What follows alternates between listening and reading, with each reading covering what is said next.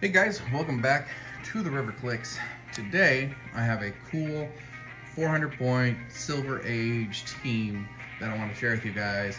With the new change in Silver Age rules, we can do a lot of fun and interesting building with the restriction that only half of your point total can come from modern legal pieces and then the rest have to come from your Silver Age stuff. So this was pointed out to me by one of our players, David, who's been in a couple of our videos, and I wanted to use it to build this fun team. As far as I'm aware, there is no ruling that says that this team doesn't work. I've reached out to a couple people, but nobody can give me a straight answer. As far as I'm reading it, being in card games for over 20 years of my life, this seems like it works rather well. So we're gonna go over it. This is a Mission Points Hela build. If you don't know Hela, this is from War of the Realms Hela.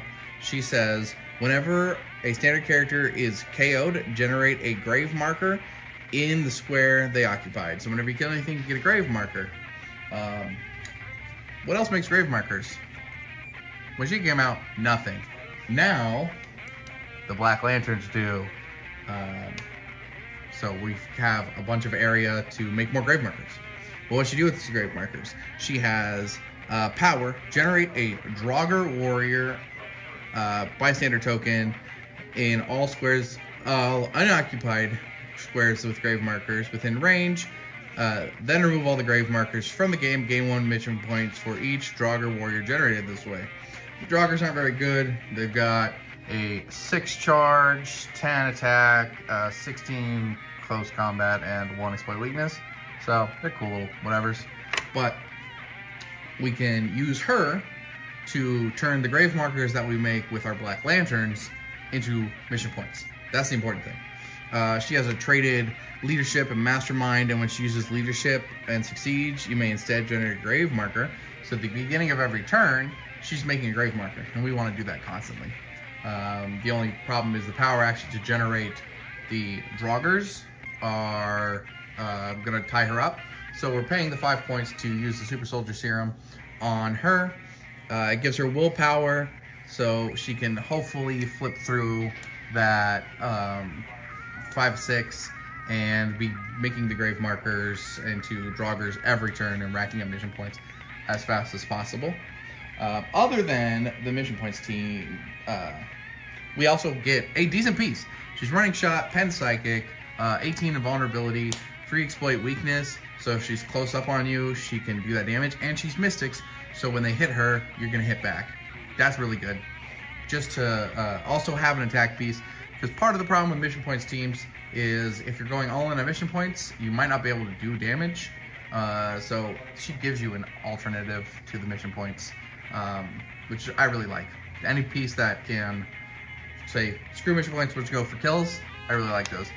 Which is why I have my next mission points piece on this team. So the next piece is Ultron Infinity from Disney+. If you look at the other mission points teams that I've built on this channel, you'll see I really like this piece. This piece is really good because it gives you mission points fast, and I want to be able to end the game as quickly as possible. Plus, since I'm limited to 200 points of non-modern pieces, I have to put something to fill the voids, and the lower cost mission points pieces didn't really do it for me. And Miss Minutes is on the ban list, so can't use her. So Ultron, figure he's the best option. At the beginning of the game, we give the Infinity Stones to our opponent to put on their characters. Whenever Ultron hits one of them, instead of dealing damage, you can take an Infinity Stone, roll a d6, gain that many mission points. So he can close out a game in 4 turns on his own if you roll high. But he's supposed to help you push the mission points over that Hela is giving you every turn.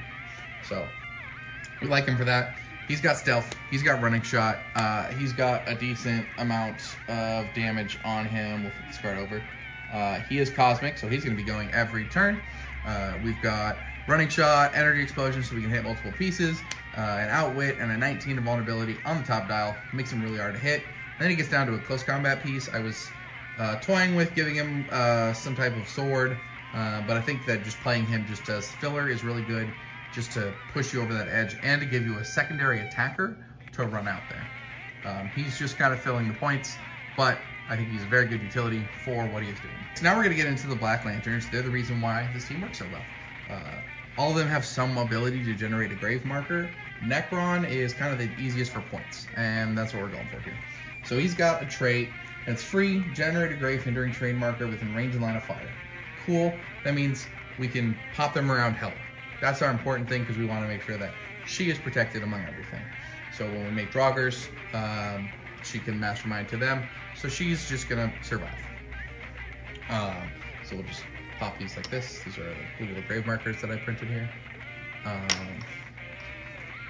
We've got friendly characters of the Black Lantern Corps keyword, occupying or adjacent to any friendly grave terrain marker may heal past their starting lines if healed by a character with the Black Lantern Corps keyword.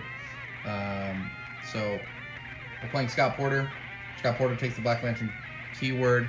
We're not on a theme team, so we don't really get that bonus, but we get support and healing somebody one click at the beginning of the turn. Works to keep Hela alive, works to keep Ultron alive, but we're going to heal our Black Lanterns past our starting line and do some Black Lantern shenanigans. So these two guys are going to generate a grave marker every single turn. They're playing at 40 points, so they're not alive for very long unless we use Scott Porter to heal them up. That's what we're going to do, because we're going to block ourselves in and then deal with that. He's got a 6 sidestep, he's giant, 7 range means he sees most of the map. He's got the probs, so having 2 giant dudes with probs is really good. He's got a trait of steel energy, and he can use it with closer range attacks. And whenever an opposing character is KO'd after resolutions, you can heal a Black Lantern to Clix. So we can pump up Batman if we're going through it. We can pump them up. So they're just really cool because they're 40 points. Black Hand was too many points, and I wanted to get a good number of Black Lanterns on the team. And then we've got Batman. Batman is the one piece we absolutely have to play. He is the most broken of the Black Lanterns because he is defensive. He's got his free generated grave hindering terrain marker in Batman Square. If there is already a friendly grave marker in Batman Square, instead you can place him in any other square with a grave marker on it. So he has the ability to jump between squares. So I can place one here with Necron, and then other Necron can place one here, and then Batman can jump to this one if I really need to. It just gives him that mobility and that ability to break away for free because he's just going to hop to another grave. So those are really good. But that's not even the stupid part. The stupid part is when it's not your turn, lines of fire drawn to friendly characters through any friendly grave hindering terrain marker are blocked instead of hindered. So the grave markers that Necron and Batman make are hindering terrain markers. That is just their label, but they are not capitalized. They are still grave markers. She makes grave markers. Hers aren't hindering. So any line of fire drawn through a Black Lantern's generated one blocks it. Cool. So I'll set all these up around Hela. When it's not my turn, I'm going to put 3 out there. And then Hela's going to sit behind these. You're not going to be able to shoot her. I'll go like that, just to make sure we're clear. You draw a line of fire. They're blocked. Then I will generate 3 Draugrs and gain 3 mission points. And then do the same thing. Do the same thing. I'm going to stall you out. You're not going to get to Hela. And Hela also has her leadership to generate more. So we could generate 4 a turn. That's a pretty good number. I like that number. 4 consistent mission points on a turn. It's fairly decent. Batman is at 40 points as well. So he's got his special movement power. He's got steel energy, so he's going to heal up. He's got willpower, so he's going every turn. And then we flip him over. We'll look at his back of his card. He's got flurry sidestep on that special power, meaning he's got mobility to drop grave markers wherever he needs to. And then he has outwit, but when he uses it, he may instead choose to target all opposing characters occupying friendly grave markers. And if he does, choose a color instead of a power. The target character can't use the standard powers of the chosen color until your next turn. That is not an outwit on the instead of. So we can outwit things with Power Cosmic, saying you can't use pink, you can't use brown, turning off your willpower, turning off your damage reducer, your rollout, your special attack powers, whatever we want, but it's on everybody within grave markers. That is great. And that one is friendly grave markers, so that one counts Hela's. So that's super cool.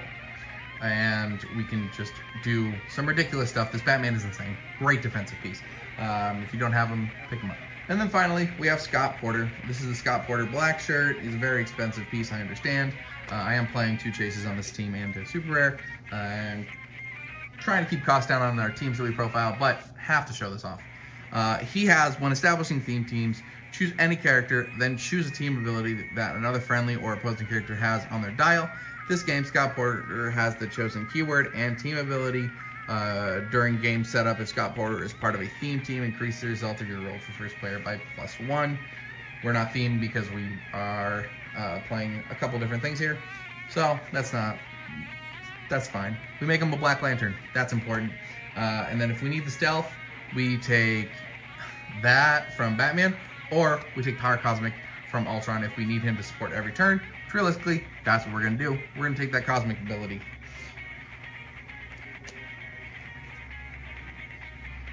And then he has his special trait, support. At the beginning of your turn, Scott Porter may heal a friendly character 1 click. So at the beginning of the game, first turn, you're going to heal Batman or Necron up 1. I recommend getting one of the Necrons up, just so that way you have a sentry piece that can protect Hela. And then you can support the other piece if you need to.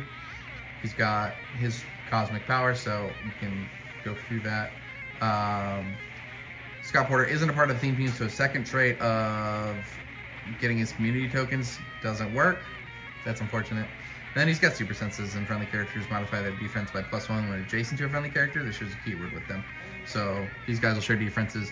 Realistically, they're not going to be next to each other, but these are all deities, so they will share their keywords, and